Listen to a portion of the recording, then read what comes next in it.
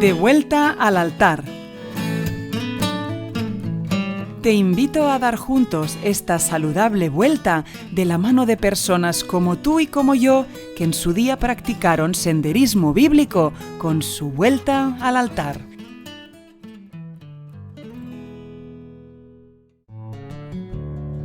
De todas las historias bíblicas en las que aparece un altar, no cabe duda que la más espectacular es la historia de Elías en el Monte Carmelo. Te animo a que en nuestra vuelta de hoy caminemos juntos recordando detalles de las extraordinarias excursiones del profeta Elías. Su nombre ya dice mucho de este reconocido profeta. Elías significa Jehová es mi Dios o mi Dios es Jehová.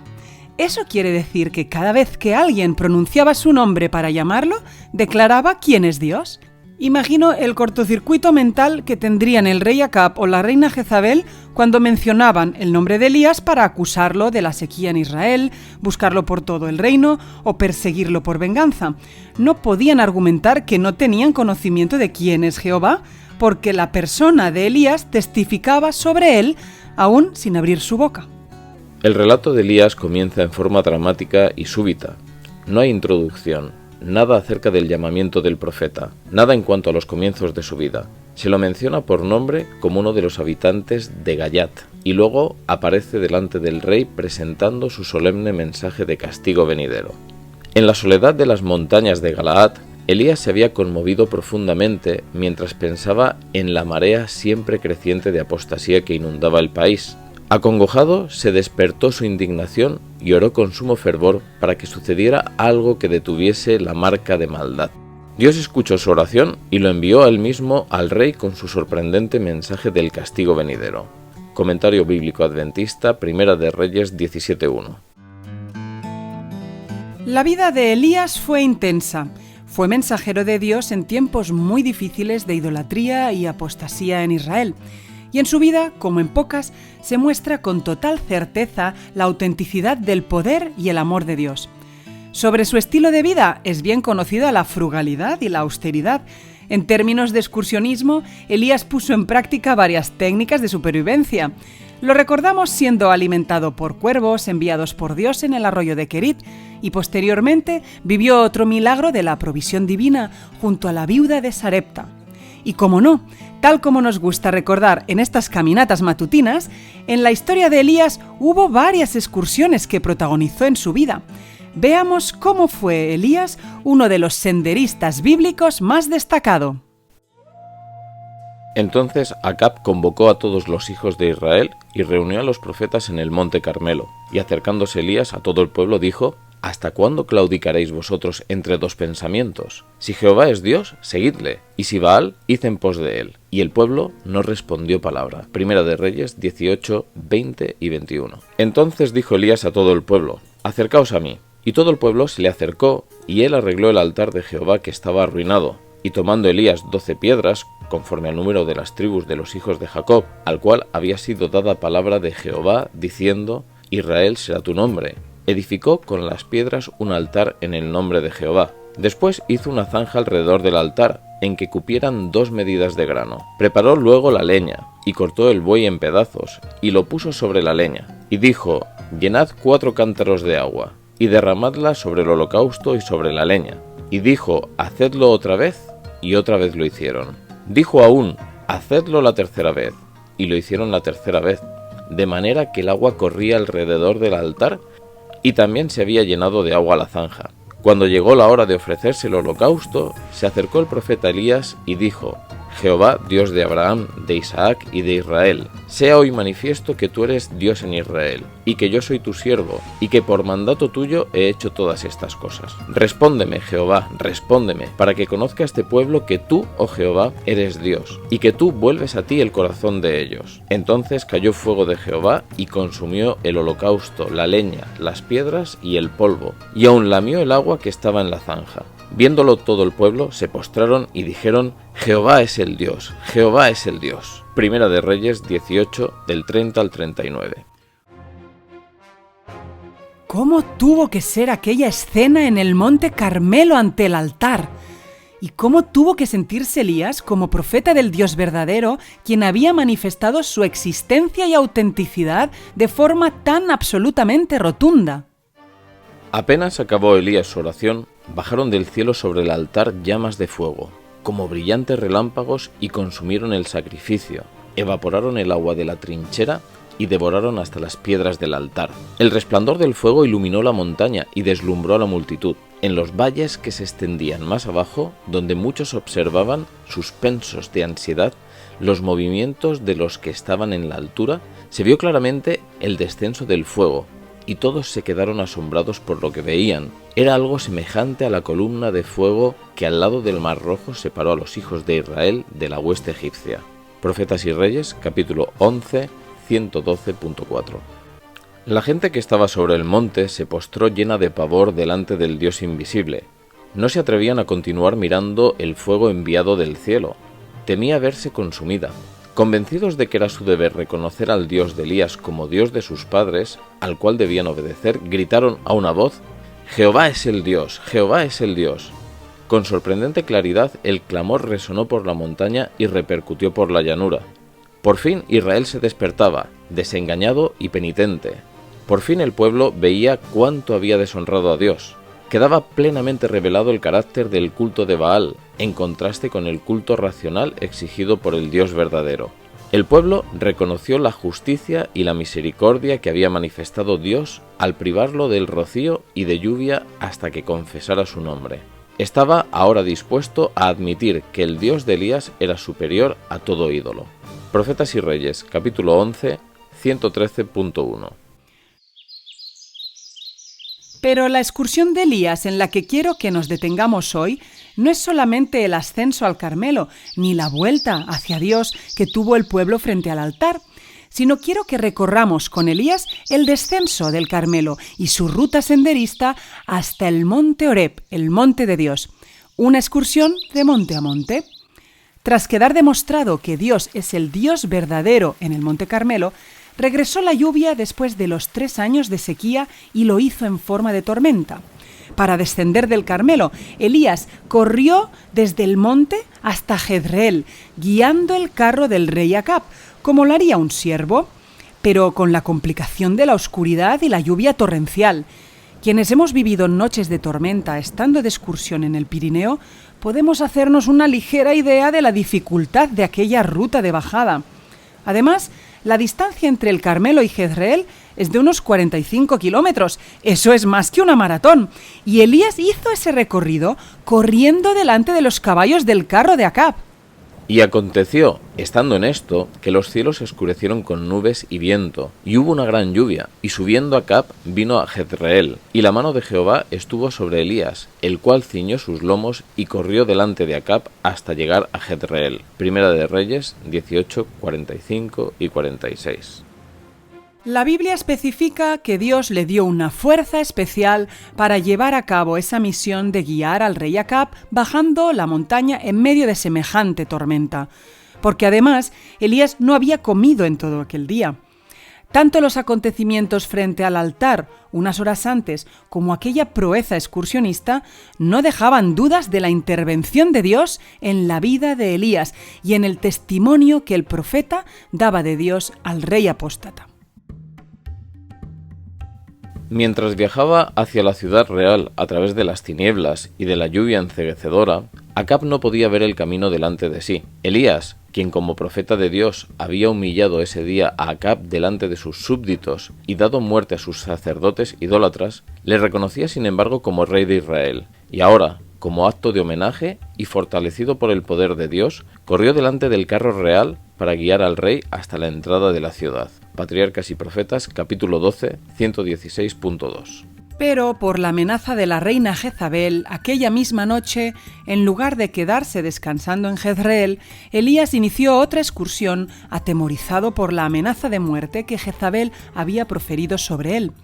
La ruta senderista no es corta precisamente.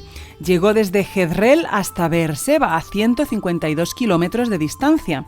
Allí dejó a su siervo y siguió otra jornada entera de camino hasta que se echó bajo un enebro, porque físicamente ya no podía más y deseaba morir. En ese momento, un acto misericordioso de Dios nos muestra el avituallamiento senderista más conmovedor. Un ángel le preparó comida 2 veces a Elías, torta de pan redonda y agua. Un menú frugal otra vez, acorde con el estilo de vida que conocemos de Elías, pero sin duda reparador y trascendente. Quien nos habla, en sus edades de 10 y tantos y 20 y pocos, solía vivir aventuras intensas de montaña con el grupo de los pioneros JAE. No pocas veces habíamos caminado jornadas interminables, también bajo la lluvia o con sol abrasador, noches de tormenta en bivac al aire libre, bueno, de todo. Una de las hazañas que después de todo el verano de campamentos nos encantaba a los amigos de entonces quedar para hacer, era la travesía Matagalls-Montserrat, una ruta de 83 kilómetros y medio en menos de 24 horas que unía la cumbre del Matagalls en la Sierra del Montseny hasta el emblemático monasterio de Montserrat en Cataluña.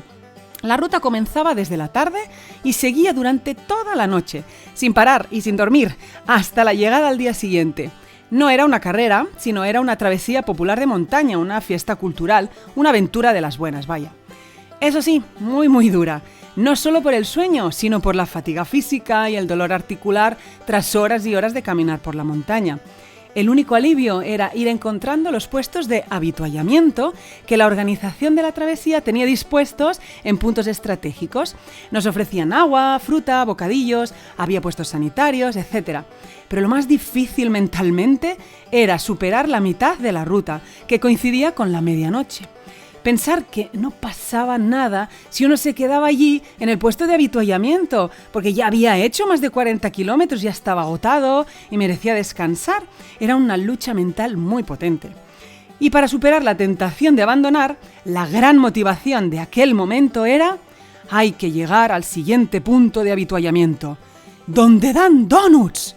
Bueno, ya lo sé, muy poco temperante como alimento ultraprocesado, recargado de azúcares libres y harinas refinadas, pero aquellos donuts pasado el kilómetro 40 y pico, a altas horas de la madrugada, sabiendo que quedaban otros 40 kilómetros de paliza caminando, nos daban media vida. 3 veces y media superé la odisea. Una de mis amigas batió el récord femenino de menos tiempo en realizar el recorrido de 83 kilómetros y medio en 14 horas. Mi hermana pequeña batió el récord de la chica más joven en completarla hasta el momento, con 12 años. A mí me bastaba con llegar entera y alcanzar el objetivo, y al día siguiente apenas podía moverme para ir a la Facultad de Medicina y las uñas de los dedos gordos de los pies se me cayeron cada una de las 3 ocasiones. En fin, aventuras de juventud. Pero todo esto es porque entiendo a Elías en su excursión hacia Oreb. Entiendo lo delicioso que debió sentarle aquel avituallamiento, no de donuts, claro, que le preparó con tanto amor el ángel de parte de Dios. Y echándose debajo del enebro, se quedó dormido. Y aquí luego un ángel le tocó y le dijo: «Levántate, come». Entonces él miró, y he aquí a su cabecera una torta cocida sobre ascuas y una vasija de agua, y comió y bebió y volvió a dormirse. Y volviendo el ángel de Jehová la segunda vez, lo tocó diciendo: «Levántate y come, porque largo camino te resta». Se levantó pues, y comió y bebió, y fortalecido con aquella comida, caminó 40 días y 40 noches hasta Oreb, el monte de Dios. Primera de Reyes 19, del 5 al 8. Impresionante excursión la de Elías. Descansó junto al enebro, comió y siguió caminando 40 días y 40 noches hasta el monte Oreb, el Sinaí, a unos 350 o 400 kilómetros de recorrido para llegar a la montaña donde también Moisés se había encontrado con Dios. Si me permitís, me divierte pensar que en el cielo ambos profetas comparten sus experiencias excursionistas. ¿Tú qué ruta tomaste de ascenso al Sinaí, la cara norte o la cara sur? Anécdotas aparte, Elías, en Oreb, se resguardó en una cueva donde pasó la noche. Ya nos contarán en el cielo si es la misma gruta donde Dios colocó a Moisés cuando éste le pidió ver su gloria. Hay muchos paralelismos entre ambos, porque Elías también pudo encontrarse allí con la gloria de Dios. Y allí se metió en una cueva donde pasó la noche. Y vino a él palabra de Jehová, el cual le dijo: «¿Qué haces aquí, Elías?». Él respondió: «He sentido un vivo celo por Jehová, Dios de los ejércitos, porque los hijos de Israel han dejado tu pacto, han derribado tus altares y han matado a espada a tus profetas, y solo yo he quedado, y me buscan para quitarme la vida. Él le dijo: sal fuera y ponte en el monte delante de Jehová. Y he aquí Jehová que pasaba, y un grande y poderoso viento que rompía los montes y quebraba las peñas delante de Jehová. Pero Jehová no estaba en el viento. Y tras el viento un terremoto, pero Jehová no estaba en el terremoto. Y tras el terremoto un fuego, pero Jehová no estaba en el fuego. Y tras el fuego un silbo apacible y delicado. Y cuando lo oyó Elías, cubrió su rostro con un manto, y salió y se puso a la puerta de la cueva. Y he aquí vino a él una voz diciendo: ¿qué haces aquí, Elías? Él respondió: he sentido un vivo celo por Jehová, Dios de los ejércitos, porque los hijos de Israel han dejado tu pacto, han derribado tus altares y han matado a espada a tus profetas, y solo yo he quedado, y me buscan para quitarme la vida. Y le dijo Jehová: ve, vuélvete por tu camino por el desierto de Damasco, y llegarás y ungirás a Hazael por rey de Siria. A Jehú, hijo de Nimsi, ungirás por rey sobre Israel. Y a Eliseo, hijo de Safat, de Abel Mejolá, ungirás para que sea profeta en tu lugar. Y el que escapare de la espada de Hazael, Jehú lo matará. Y el que escapare de la espada de Jehú, Eliseo lo matará. Y yo haré que queden en Israel 7000, cuyas rodillas no se doblaron ante Baal y cuyas bocas no lo besaron. Primera de Reyes 19, del 9 al 18. Al final de su agotadora excursión, desde la cueva donde se resguarda, Dios le pregunta: ¿qué haces aquí? Esta pregunta nos recuerda a la pregunta de Dios en el Edén a Adán y Eva tras la caída, pero en esta ocasión con la manifestación de Dios frente a la entrada de la cueva. Aunque Elías ha vivido el fuego del altar en el Carmelo, la fuerza sobrehumana bajando hasta Jezreel, la comida del ángel y tantas otras experiencias con Dios, es allí cuando Elías tiene el encuentro definitivo con su Dios. No está ni en el viento, ni en el terremoto, ni en el fuego. Está en el silbo apacible, en el susurro suave. Es la delicada voz de Dios. Su Dios es Jehová, el Dios que menciona cada vez que pronuncia su propio nombre, el Dios tan inmenso y todopoderoso que se descubre en la sencilla autenticidad de la intimidad, el Dios que nos sigue susurrando a ti y a mí, el Dios con quien podemos conversar como un padre amante en el nombre de Jesús. Elías recibió allí la promesa de que no estaba solo, formaría equipo con Eliseo y otros 7000 fieles más. Además tenía otra misión y volver a comenzar otra excursión de vuelta hasta Damasco, a unos 700 kilómetros. Y como Enoc, su senderismo no terminó en esta tierra. Dios lo llevó con él de la forma más espectacular imaginable, que hace las delicias de las historias que contamos a los niños. Y aconteció que yendo ellos y hablando, he aquí un carro de fuego con caballos de fuego apartó a los dos, y Elías subió al cielo en un torbellino. Segunda de Reyes 2:11. Y volvemos a encontrarnos con Elías 9 siglos después, de nuevo en un monte y de nuevo en un monte igual que Moisés, esta vez los dos juntos, y los dos con su amado Dios, en el monte de la Transfiguración. La noche se estaba acercando cuando Jesús llamó a su lado a 3 de sus discípulos, Pedro, Santiago y Juan, y los condujo a través de los campos y por una senda escarpada hasta una montaña solitaria. El Salvador y sus discípulos habían pasado el día viajando y enseñando, y la ascensión a la montaña aumentaba su cansancio. Cristo había aliviado a muchos dolientes de sus cargas mentales y corporales, había hecho pasar impulsos de vida por sus cuerpos debilitados, pero también Él estaba vestido de humanidad y juntamente con sus discípulos se sentía cansado por la ascensión. El deseado de todas las gentes, capítulo 46, 388.1. Finalmente, Cristo les dice que no han de ir más lejos. Apartándose un poco de ellos, el varón de dolores derrama sus súplicas con fuerte clamor y lágrimas. Implora fuerzas para soportar la prueba en favor de la humanidad. Él mismo debe establecer nueva comunión con la omnipotencia, porque únicamente así puede contemplar lo futuro.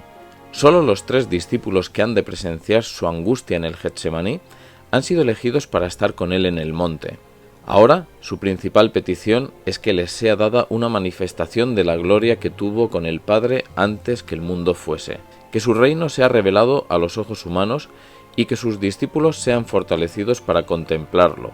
Ruega que ellos puedan presenciar una manifestación de su divinidad que los consuele en la hora de su agonía suprema, con el conocimiento de que Él es seguramente el Hijo de Dios, y que su muerte ignominiosa es parte del plan de la redención. El deseado de todas las gentes, capítulo 46, 388.4.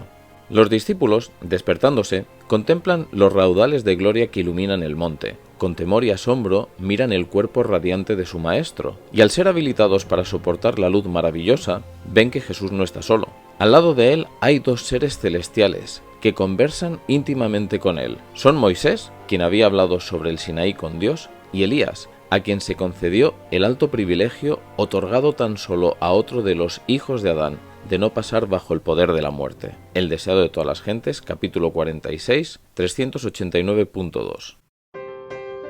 Qué especial que aquí Elías, junto a su colega Moisés, fuera ahora quien acompañase y fortaleciese a su amado Señor en aquella excursión nocturna.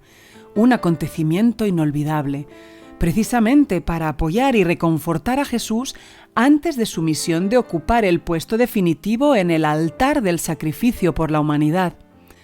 Dando un salto en la historia de Elías a Jesús, las caminatas continuaron para dar a conocer cómo ese Dios de Elías, mi Dios es Jehová, se manifestó como Emmanuel, Dios con nosotros, el Dios de amor encarnado en Jesús.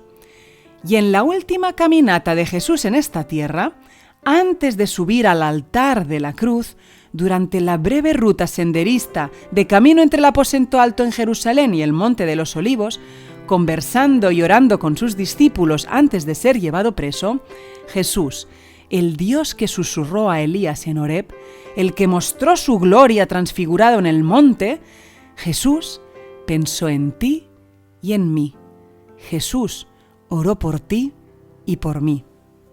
Mas no ruego solamente por estos, sino también por los que han de creer en mí por la palabra de ellos, para que todos sean uno, como tú, oh Padre, en mí y yo en ti, que también ellos sean uno en nosotros, para que el mundo crea que tú me enviaste. La gloria que me diste yo les he dado, para que sean uno así como nosotros somos uno, yo en ellos y tú en mí, para que sean perfectos en unidad, para que el mundo conozca que tú me enviaste y que los has amado a ellos como también a mí me has amado.